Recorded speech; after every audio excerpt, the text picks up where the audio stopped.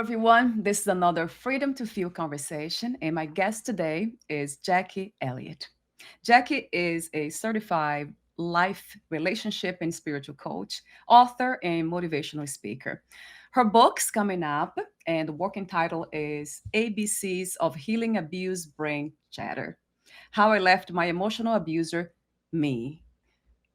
When I read that, I remember kind of relating to it. For so many years in my life, I was giving too much credit to the mind, to the thoughts, and kind of abusing myself. Right? That's exactly what it felt like.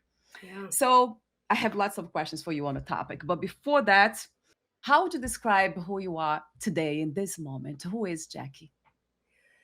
That's a great question. I think who I am is more of who I was meant to be.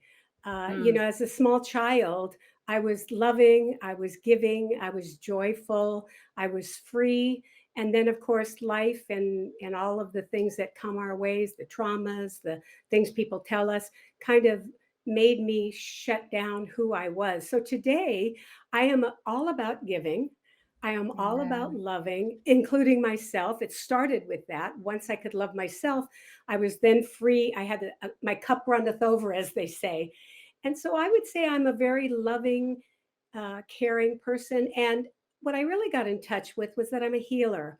I have that ability to be around people and to have them feel good, feel better. And I'm embracing that. I denied that for so many years, but now I feel that that's something that I embrace and that's who I am. Yes, I love to hear that. What is not to love about this journey from trauma, from lies basically to truth? That's what it feels to me every time I think about the way I used to think about myself, the way you talk about your own story, and so many people I listen to. That's what it is. We kind of we have to get rid of the lies in order to see the truth, but the truth was never out there. It was always here. It never left us. Right. Yeah, that really gets me. It pauses me a lot of times because it never leaves us. The truth is never out there. So another question, initial question is, was this the inspiration for you to write the book? You're writing the book. It's not there out there yet, but talk to me about the inspiration. I know you sent me the introduction and I read about the reason why you wrote it, but I would love to hear with your own words the inspiration and the purpose of writing your book. It's really my own journey. It from uh, coming from the darkness into the light. And that journey started when I really realized that um, my inner soul was being crushed. And so, and the abusive brain chatter was just so loud. It was so loud that I couldn't function. I couldn't work well. I had left a bad marriage. I felt like a bad mother, all of those things. And so when I learned how to address that, then my life really began to change. And so I felt like and then I became a life coach later in life. And I Yeah. see that with so many of my clients, I get to be witness to their abusive brain chatter. And Yeah. I don't say I get to, Mm. but it is like that. It's I'll give them the space to speak and to share and to open, and oftentimes what comes out are the meanest, most abusive things. Yeah. And so I thought, what's the best way to reach people?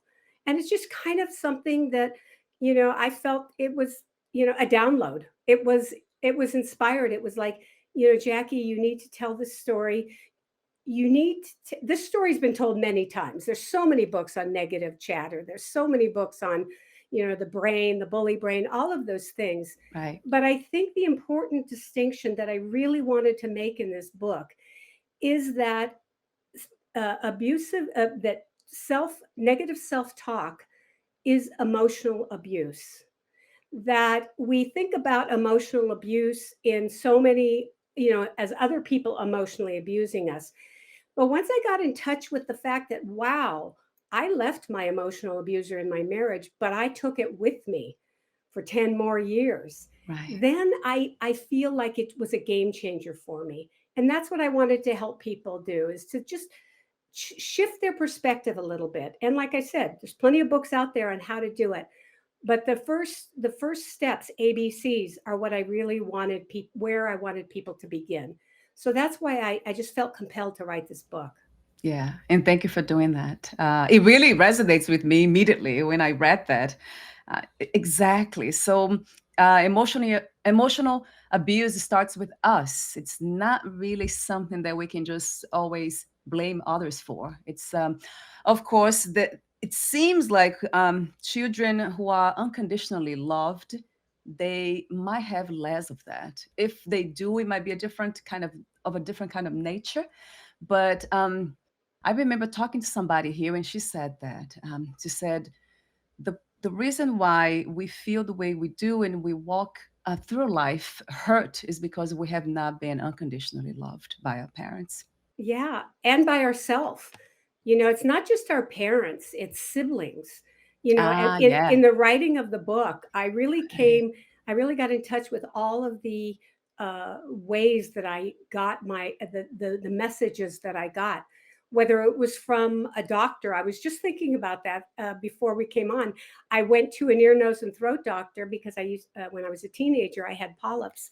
And so when I went into the visit, he was going to surgically remove them. And he said to me, while I'm doing that, I could really fix your nose. And I was 17. Oh, And he said, I've done it for Hollywood. He was in Beverly Hills. And right. what a message that was for me. And I was just thinking of that as I was looking here and going, wow, look, and now I'm looking at my nose, and what a message I got. So it isn't just from being unconditionally loved by family.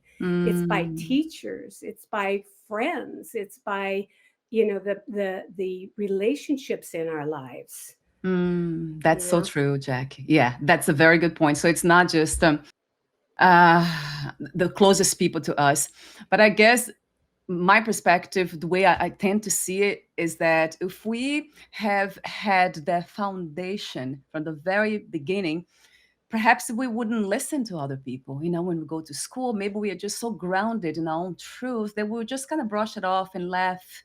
Um, I don't know. I think that would prepare us for hmm whatever comes outside of us. Then after the house, it seems to me.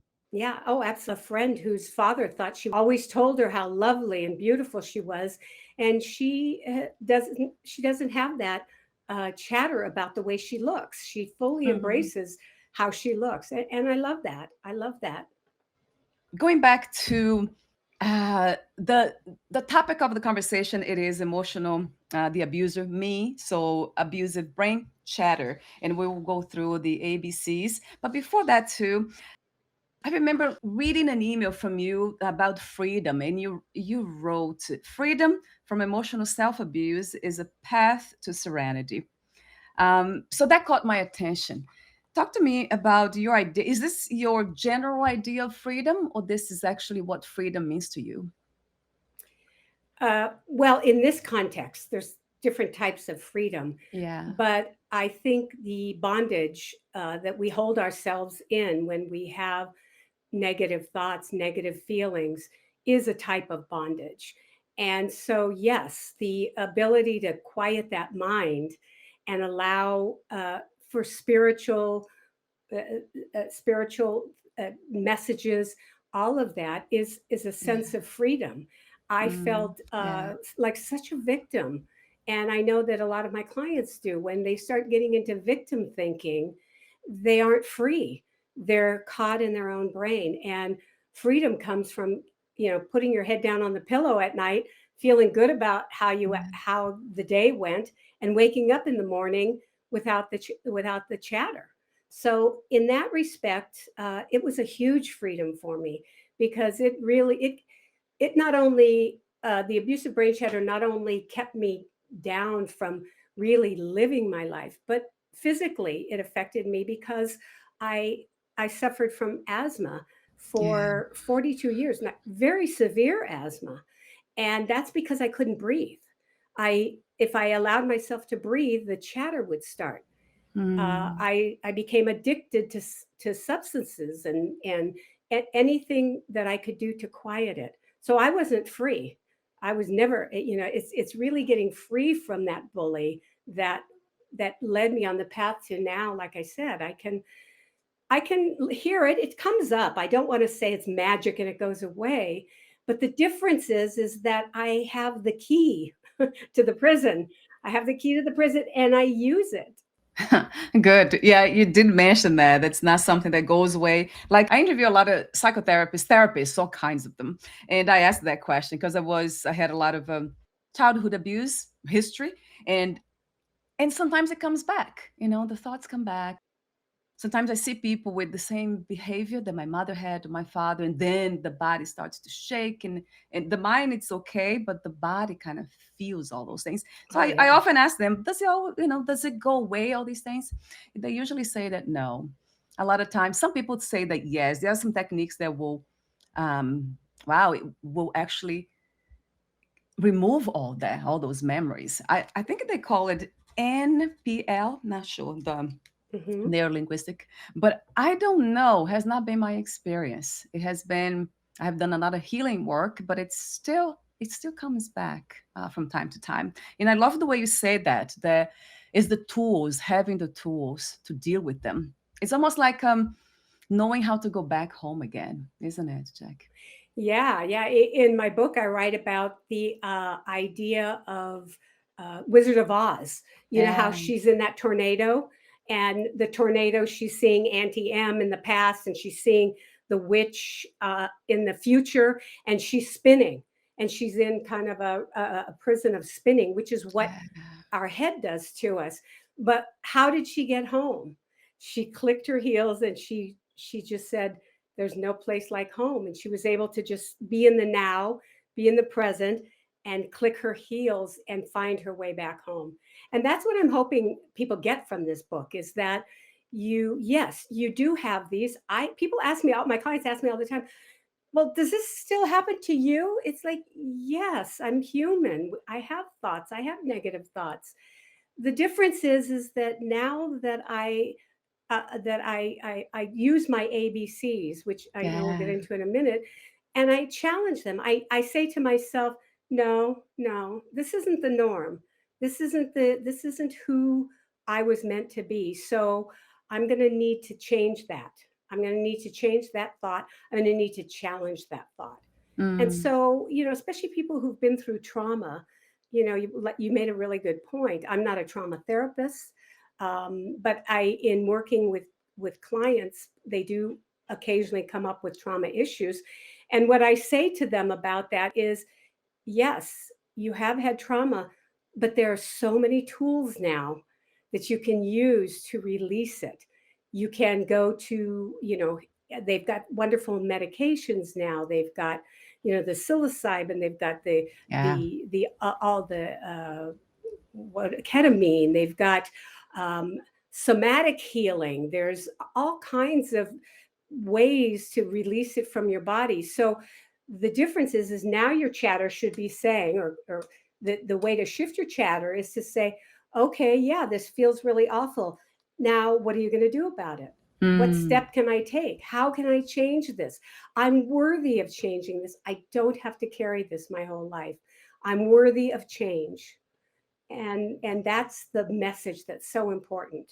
Yes, right. It's shifting that perspective, the attention, right? Yes. It's sometimes not even giving attention to it. That's what I found out to be very helpful in my case. Just like letting it be, just being there as a being, just being existing, but it doesn't have to catch my attention. So before we talk about the ABCs again, I have to ask you this question. So talk to me for a moment about your idea of spirituality. How did you tap into your own spirituality, finding that what I meant to be? I love the way you say that. Well, as a child, I always believed in some kind of God. I would Yeah. pray to God as a child. And later in life, I just shut that down. There was no point in asking for something I didn't understand, I didn't know, and I didn't think I was deserving of. Right. And Yeah. so spirituality for me is a form of tapping in to a greater resource, to a loving energy.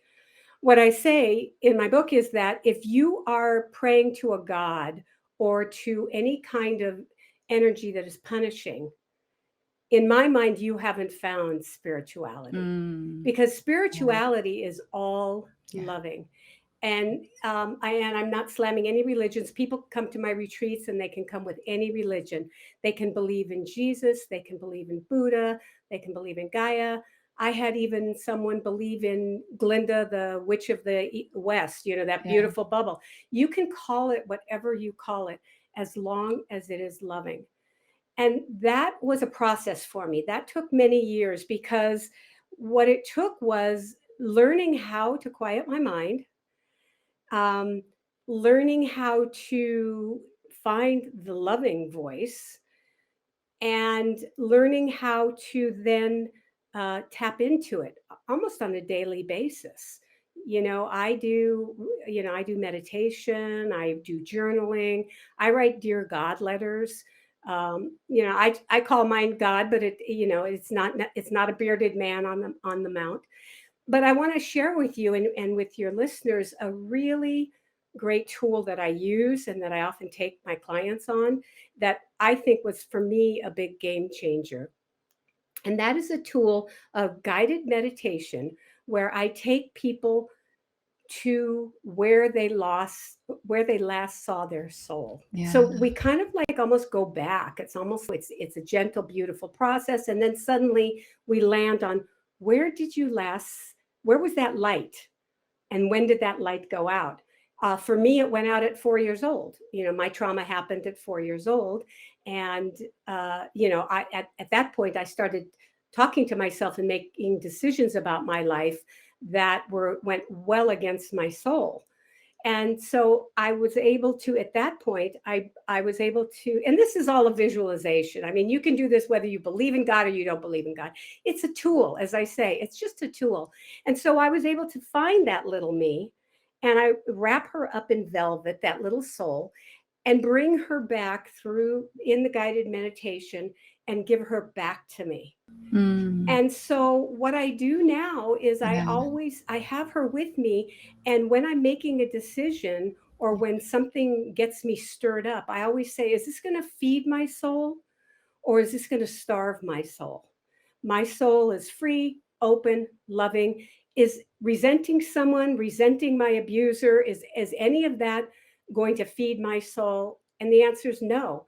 And if that's the case, then my only job in life now, is to feed my soul and who I was meant to be. Find that, live my life purpose, and clear away the obstacles that stand in my way. It's so easy to look back and say, Mom did this, my sexual abuser did this, and all of that. And there is a time for that. There really is a time for that. Yes. But if you've brought that with you to your present life, well, now you're just putting more stuff, more stink into the pile. And so, find your soul, find out who you're meant to be, and then now start the process of, how do I feed it? How do I nourish it? I now have the power. Yes. And that's how I got my spirituality. That's really what I do. I everything I do is always about, is this going to help me grow? Wow, I love that, Jackie. Oh my God, what's not to love about you and that message? Yes, I know I love science too, but I can't help it. I just, yeah, I love spirituality. I think that's what's missing, really. That's the Yes. missing piece in our lives. So let's talk about the ABCs: Okay. awareness, believe, challenge. How did you come to this? Three components. They sound very, I mean, awareness alone is just extremely powerful. So talk to me about how did you come to this understanding, to this specific kind of words and concepts, and also how does it work? Well, in reviewing my life, I took a look at what were the positive things in my life that led me to change my abusive brain chatter. Yeah. The ABCs are simplistic, and they're not meant to be deep work. What they are meant to be is a way that in the moment when it's happening, it's again another one of those tools, a way for you to um, move past it, and to set you on the path. So the first step, awareness, and we always know it always starts with aware. I mean, if I don't know, if I'm not aware the plumbing in my house is leaking, I'm not going to fix it, right? Right. But Yes. once I become aware, Yeah. even though I may not have the skills to fix it, I have the skills to call a plumber.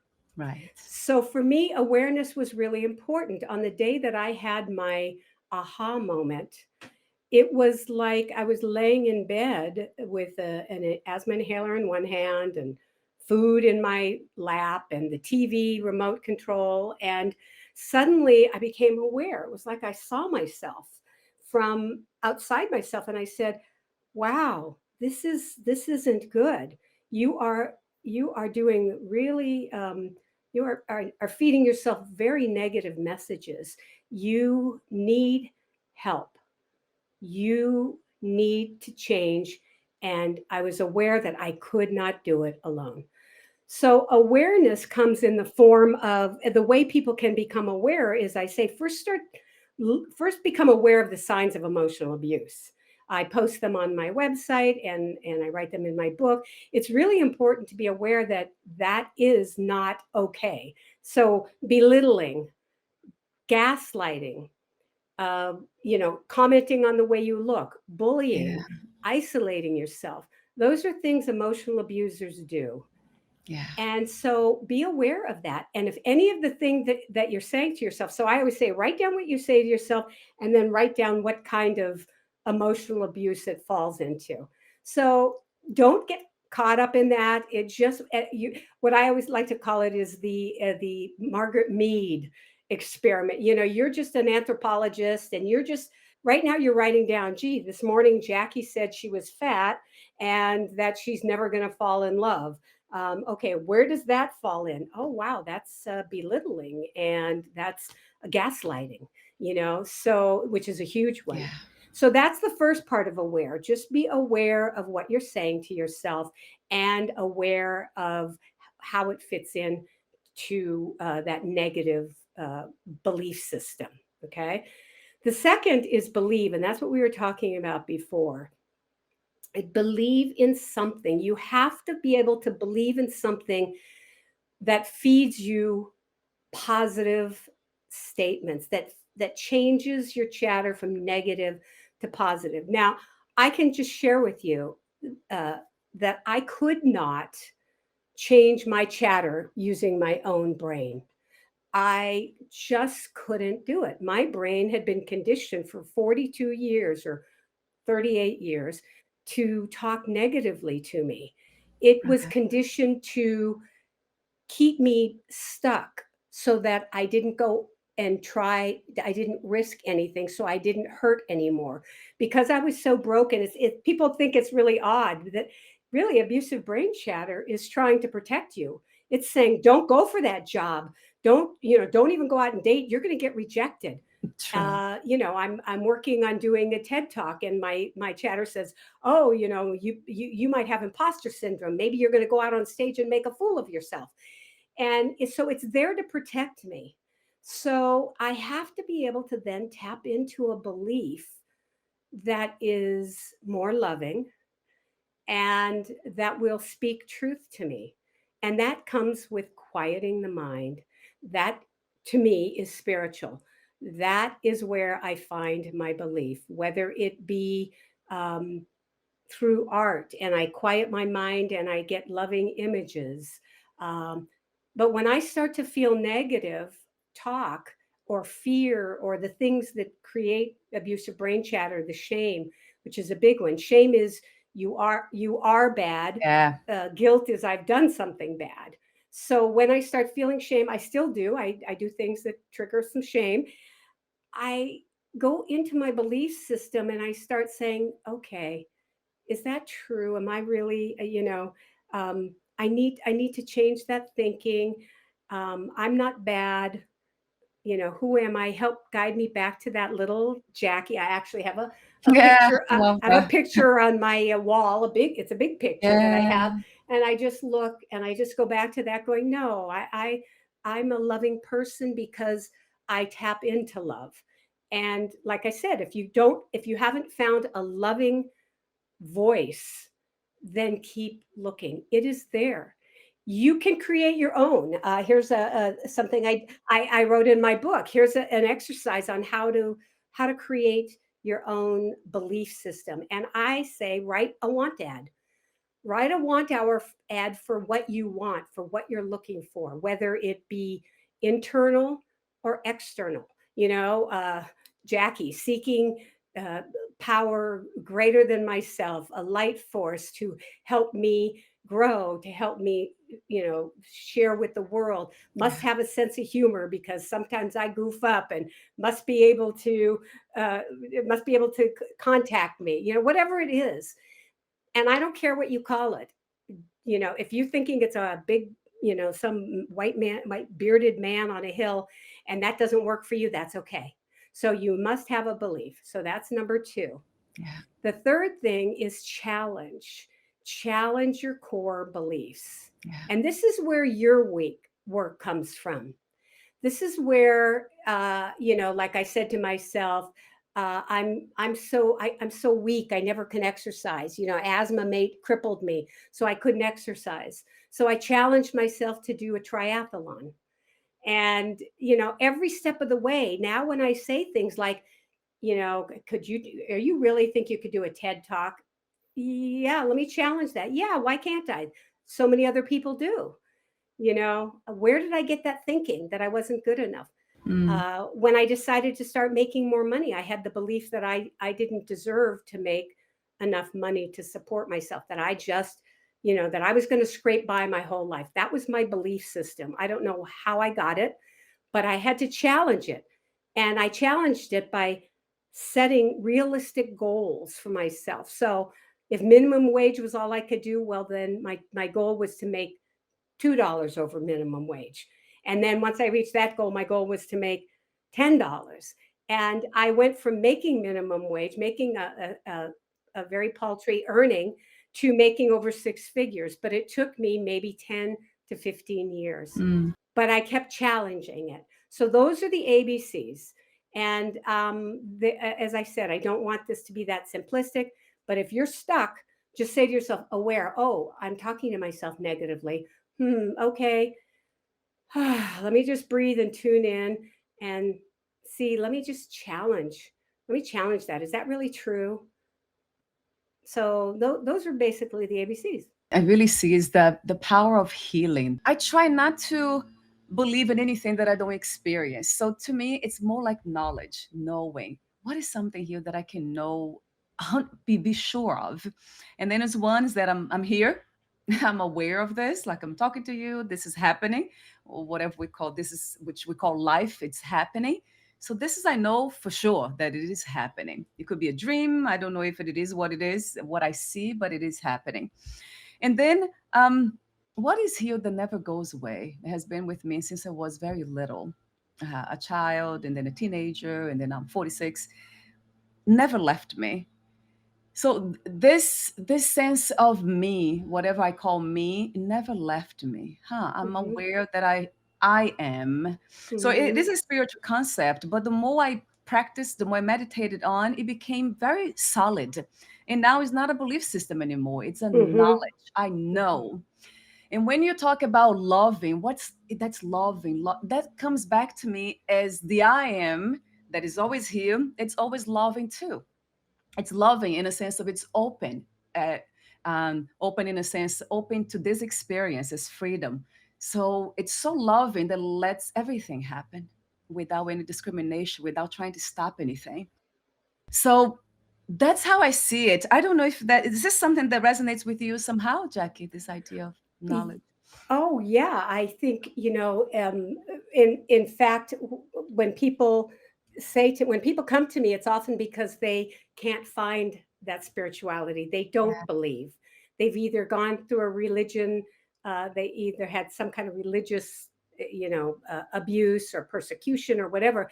And I've had clients come to me, and I say to them, I really can't move forward with you because you're all here, and the answer is here. Mm, yeah. And so we have to learn to find that whatever that voice is for you. So, and I say to them, I can't explain it to you. You have to feel it. Yeah.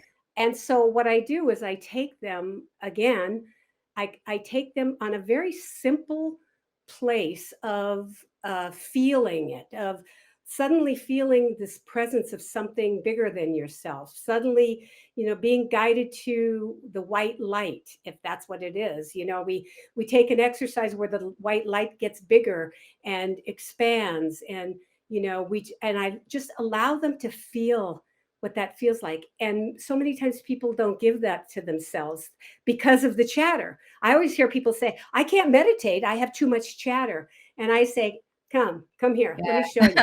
Yeah. And so, once they feel it, then when we get back and we talk about it, I say to them, so, that feeling, that how did that feel? Oh God, that felt really, really great. Where did it feel good? Well, it felt good in my heart. My heart was open. What color was it? It was golden light. Yeah. Okay, now you have a start. Now you know what it feels like to be in that place. It feels like golden light. So now when you go to find it, let's first start with the golden light, and it will lead you to wherever it's going to lead you. And so, yeah, I absolutely agree. And, I've had people say to me, well, that's really good. But if I believe in all of the spiritual stuff, what happens when I die? What if it doesn't? What if at the end it was bullshit or bullpucky, whatever? Sorry about Yeah. that. What if at the end it was not true and I wasted my life? And I say, I don't consider how I live my life a waste. In fact, you're coming to me because you like the way I live my life. So whether at the end it meant anything or not doesn't matter. It's about opening up to the journey. And to me, when I'm open spiritually, I could just lift myself. I feel like sometimes I could just lift out of my body and just float. And that's beautiful. And that quiets the brain. Right. Yeah. It feels light. That's true. And playful too at the same time. That's interesting. I know a lot of people now, they seem to be more open to spirituality in the sense of experience, knowledge, not so much belief systems, which is something that I never really resonated with since I was very little. I remember being a Catholic, my parents were, and it didn't resonate, right? Because throughout the suffering that I was going through, I used to ask God to help me, and never happened, and never came to Right. help me. So okay, if God exists, it's doing something through me, so I have to do it. But I do believe, Jackie, that this is the only path really to happiness. And I know a lot of people might disagree, but it has been my experience that spirituality, finding that true essence, what connects us to that loving presence, awareness, and also what connects us with everything else in a very beautiful way. A good question that I ask myself. As a child, I experienced trauma, and I had a bipolar mother, and I had Yeah. sexual abuse and all kinds of trauma. And as an adult now, because I have my spiritual center, I now ask myself the question: if I were to look at my life in a spiritual perspective, what would I be? What would I see? The part of me that got that was told I wasn't good enough and I had to fix myself and all of that felt like a curse as a child. Mm, But that in the end became my strongest force. I had to overcome my negative chatter that I wasn't good enough. I had to overcome it because it was so loud. So that thing that I thought was a curse became a blessing because now I'm writing this book and I yeah. can share it with others. And Yeah. as I'm aging, I mean, talk about abusive brain chatter as you age. If you haven't cleared that up as you age, that you're not good enough, you're Mm, going to have a bad time through aging because I'll tell you, there's a lot of things that you have to accept and come to terms with. So what seemed to be a bad thing suddenly fits in my framework and my framework as a healer. So that's what I said. It was interesting because everything that led up to that moment led me to what I am doing today. And, it's probably the same to you. If you looked at your life from a spiritual perspective, you would say, now I understand. Oh, thank you for giving up that relationship. Now I've got this relationship. Thank you for that. Thank you for that lesson, because now I can do this. Mm. So even if you aren't spiritual, if you just look at your life from a whole different perspective of how all of these, I say just create a tree, a Yeah. branch, Yeah, I how like this that. incident branched out Yeah. and made you who you are today. And that's a spiritual perspective. Yes, right. It's much larger, it's a broad perspective. That's true. Although I do not, I'm not grateful for the abuse that I went through. We know the Yeah, bad stuff. Oh yeah, gosh, Jackie, I'm not grateful for it. yeah, And I yeah. know I hear a lot of my guests. They say that, I'm grateful for what I went through because then I'm here. I'm doing this now. Yeah, I don't feel that way. I think that, I mean, that's my perspective. But I have a Hmm. question for you that taps into this idea. How do you make sense of suffering, all the pain that we go through? Why do we go through all these, I mean, really painful experiences? Is that to grow and to learn, or do you see something else there? I think that's the human condition. I've been watching a show on the ascent of man, and the human condition is to grow. I mean, we started out, as Neanderthal. We started out learning how to make tools, maybe starving and learning that we had to eat meat, or that we had to fight Mhm. and being cold, and that we had to find fire. I Right. mean, that is the human evolution. We always have to be growing. And I don't say that when people say, well, what about the Hitler and all of those people who died? What is the purpose of that? I don't know the purpose of everything. That's not me. I'm not the boss of things. I don't know the purpose, but what I know is that connecting to spiritual, that if something happens to me, that there is a place, a pool, a pond that I can that will cover me, will fall. This water, I can lay down, and a waterfall will soak me in love. So it doesn't promise me that bad things won't happen. It just says I will. The condition is to grow from it. I think everybody, from Dalai Lama to anybody, they say they're still, we're still learning and growing. And so some of us have it easier than others. I often wonder if I could go back and hypnotize myself and create the perfect parents who were there all the time for me, and the perfect life, through hypnosis. What kind of life would that be?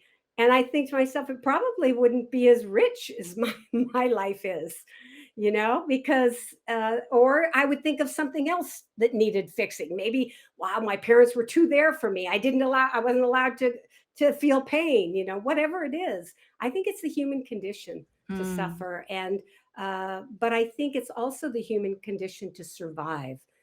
And the one thing that I want to add too is it's also the human condition to thrive, not yeah. just survive. Yes. And so, yes, I will experience pain, I will survive, but the new chatter that I tell myself is that in addition to this, I will thrive. Yes. Yeah, that's going deeper into it, not ending. Yeah. Yes, it makes a lot of sense to me. The point of growing, evolving, from the point of view of the body, mind, in the sense of, yeah, the body's always changing, whatever is changing. So we kind of go with that movement and kind of adapt for survival reasons and with the physical and mind, the complex of mind body. I don't think we need evolution when it comes to the understanding, the deep understanding that everything's interconnected, that everything, there's an essence, there's something that holds all this together. That's one essence only. Yeah, that's really my main point. Every time my spirituality comes from that foundation, when I cannot treat myself unkindly or other people because I know we are just one big family, universal family, cosmic family. How could I treat anyone and not anything actually? My plants, anything, even microphone. I try to kind of be kind to everything because I know there's the essence is one, is the same. It's not. They might look different, but they're not different when it comes to that foundation. I don't know if that makes sense to you, but that's how I It, see it. you know what, it does, and one thing I've been doing lately with all of these catastrophes and earthquakes and fires Yeah, and yeah, just horrendous things that are happening on the planet, I really thought about taking humans out of the equation. And when I look at taking humans out of the equation, I know that part of the responsibility, part of what's happening is human made. But if you take them out and you just look at the earth, yeah. these things were happening anyway. What are we, 4 million years old or 40? I can't remember, some amazing amount of time, how old we are. You take humans out of it and you see the world going and it's spinning and there's animals in it and there's all kinds of things happening. And then now you plop us down in it and you say we're different. No, Mm, no, we evolved just like we came from this. We are all part of this energy. And a lot of us, a lot of us learned to, the survival became important. So, too important. Yeah, yeah, so right. we had to Yeah. war. We had to fight people for food. So then warring Um, became okay. They have the food, they have the water. So we have to go fight them for the food and the water.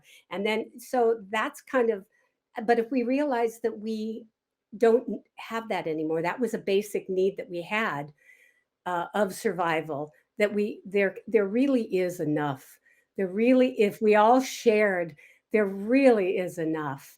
And that is where I would love to see people evolve to, is just thinking, I have enough so I can do random acts of kindness. And the more I put yeah. out, the more I'm in flow with the rhythm of the earth and life. Yes, absolutely. I agree with you in that. Yeah, we are not different from everything else, right? Right. That's around us, nature and everything. Absolutely. And that's my main point when I think about my spirituality. I do follow philosophies which are Vedanta non-dualism, which is the same thing, basically, going back to that one reality that holds everything. So that kind of because it was already something that I tended to be attracted to, like Hmm. listen to it closely when somebody talked about it. So I kind of went deeper into it, and I just realized, wait a minute, it is true. Hmm. Everything is it's connected. Everything is one reality. But then the change, I think we humans lost the way when it comes to that knowledge. We just lost ourselves into the fear kind of realm. And we're afraid we kind of grew into this, evolved somehow into this belief that we are the body mind and that we'll die one day, all this and all that. And then, the fear made us just kind of, I don't want to say the word, but basically destroy one another and our own environment, which has been happening. But you see that with indigenous cultures or other civilizations, they were very different, and they understood that, so they worked together with the earth, with one another, always trying to solve conflicts, in the best way possible. There's a lot of kindness and love. There was that understanding that everything was connected. So it seems like we have lost the way, Yes. but we're going back to it. It seems to me. Well, yeah, that's you. You and I are part of that revolution. Yes, yes, Jackie. Right. Because it is also, it goes back to self knowledge. So the more we understand about our own selves in the sense of body, mind, even, the easier it is to Yeah. get to that realization. So healing, spirituality, they are very much connected. Yes. Let's see. We're almost at the end, and I have so many other notes that I made here about from your the introduction that you sent to me, kindly sent to me.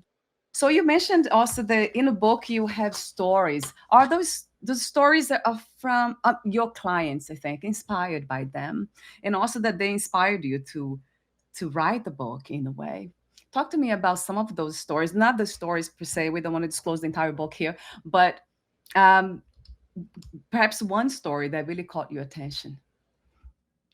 Um, well,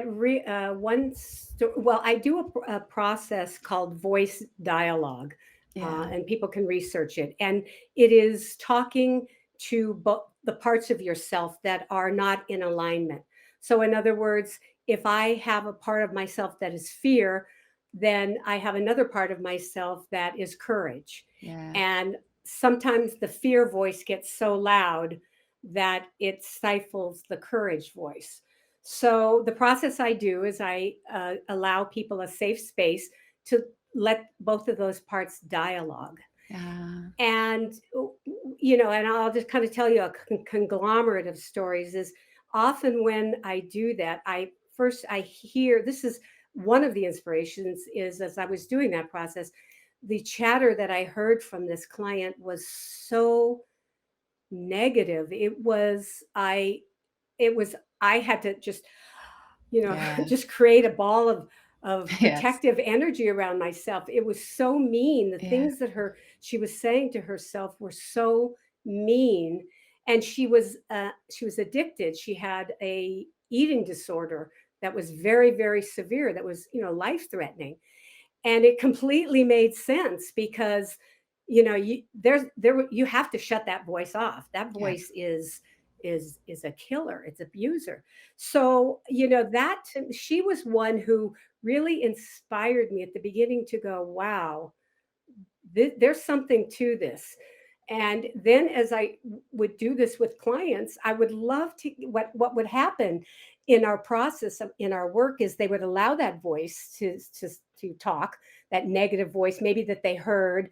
And I'd ask them, so who told you that? You have to be perfect, and you can't do anything wrong, and you better be Yeah. quiet, and Yeah. and so who told you that? And it would be usually a mother, father, parent. And how old are you? Well, I was around 11 and I had to get good grades and blah, blah, blah. And then we go to the other side and we say, okay, the side of you that wants to grow and experience, I let them name it. What do you want? And they say, well, I want to allow Jackie to explore. I really want to help Jackie become who she wants to be.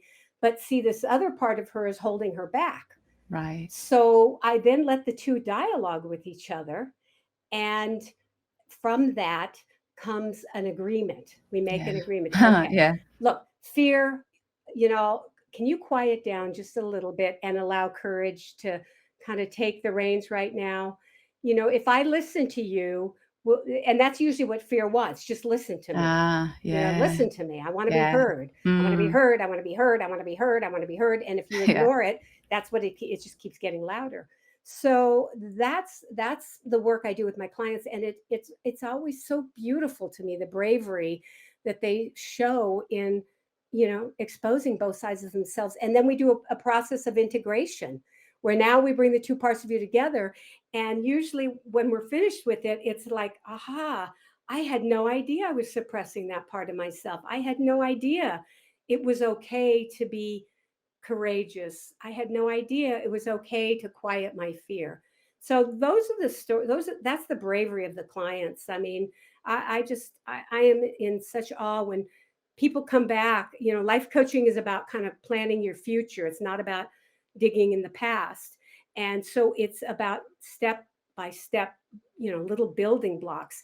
And I am so in awe of clients who continue building until they build the life that they Wow. want. And so, yes, I dedicate this book to them. I share my stories of Yeah. trauma and how I overcame them, because I think that's important. I can't say to you, don't think that way, just be aware, just believe and challenge. But until you see what my journey was, you're not going to believe that it's possible. So that's why I put stories in them. Yeah. That's beautiful though. I keep seeing that in you, like this courage to have done what you did. Just question, challenge your own mind and kind of listen to it. Let all those parts kind of come together, integrate them. It's truly, truly beautiful to me. Thank Thank you you. so Thank much, you. Jackie, for being you. Yes, I Ah. appreciate you saying that. So I also, I have the final questions, but Sure. before that, I want to mention also that you talked about your mother. I know she passed away. I do not believe in death. I have to tell you, I believe in energy that's always here. Never really it transforms. It never really goes away. But when she told you, she said, I can peacefully die knowing that you are taken care of, and happy.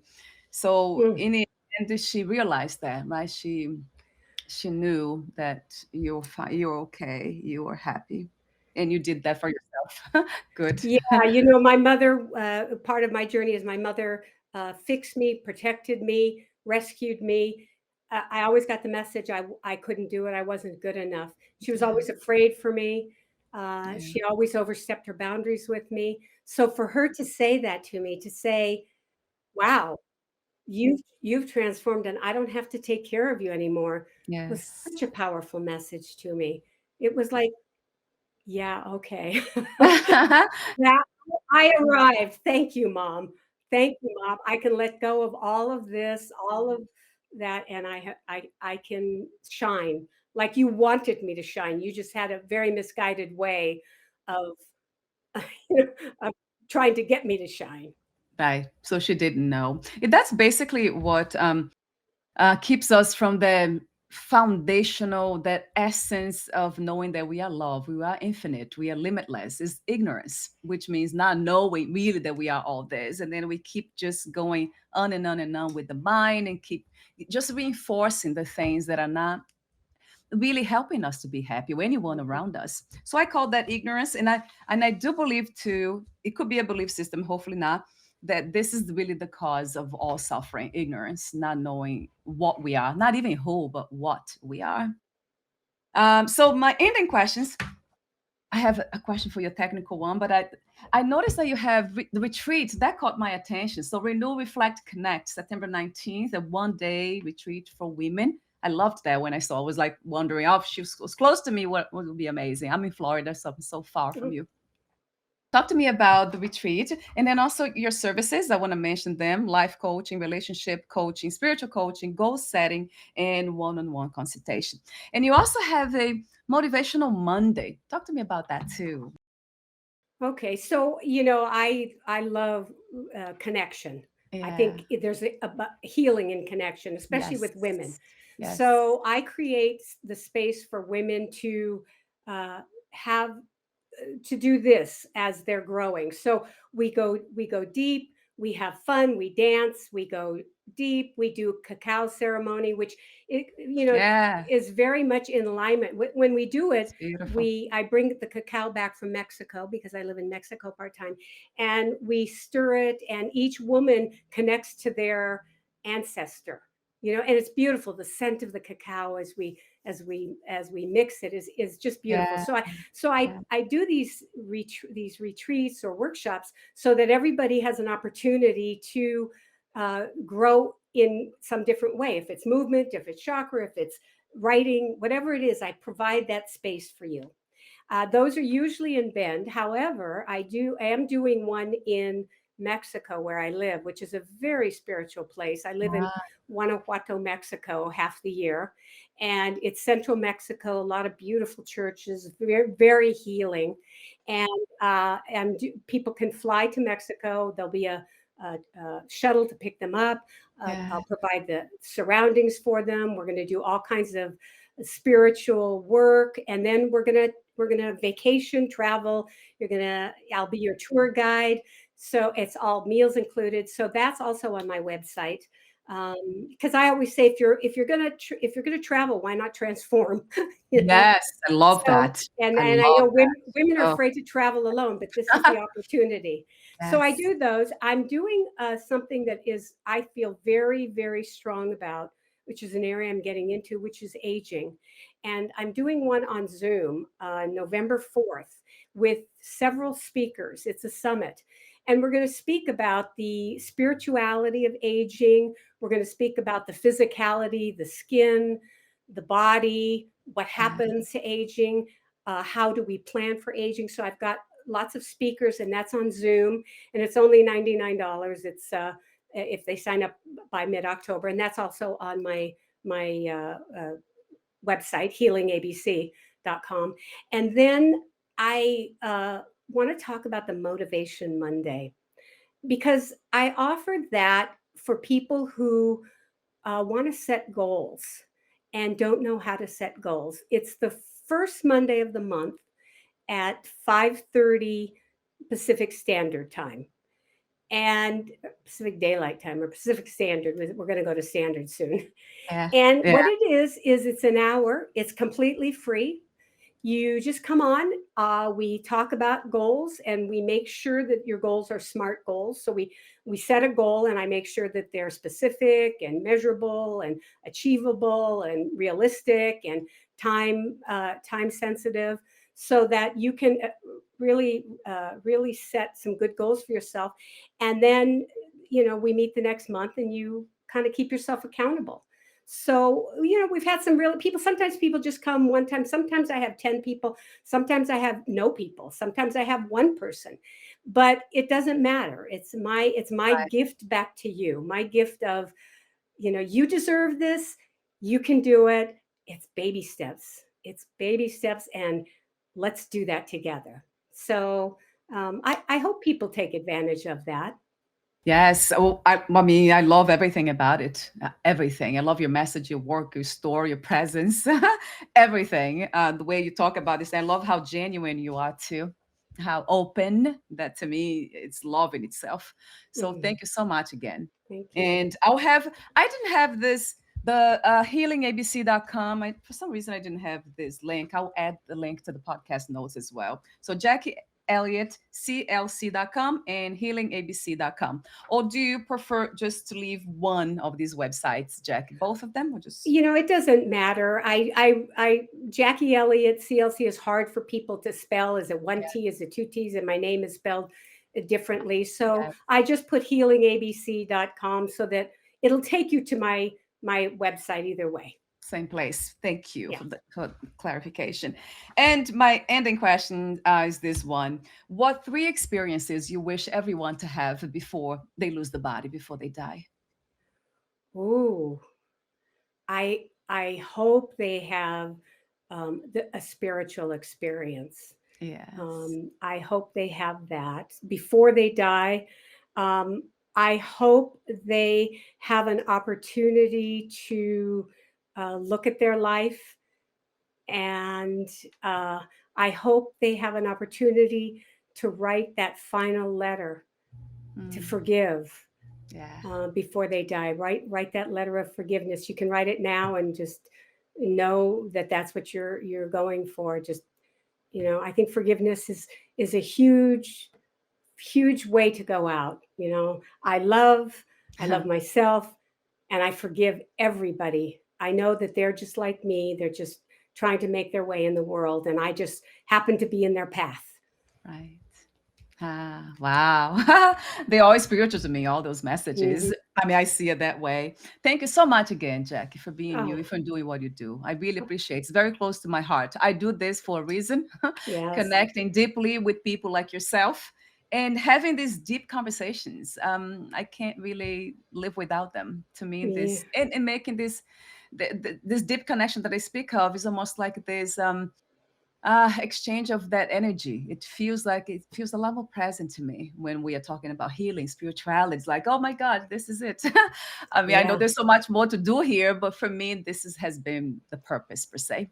So thank you so much. Yeah, thank you, Valeria, and thank you for what you do. I mean, if you reach one person with this message, which I'm sure you're reaching even Yes, more, I yes, mean, you're a little stone in that pond. yeah. Thank you. We're all doing it together, aren't we? Yeah. Thank you so much again. Bye for Okay. now, Jack. Bye bye.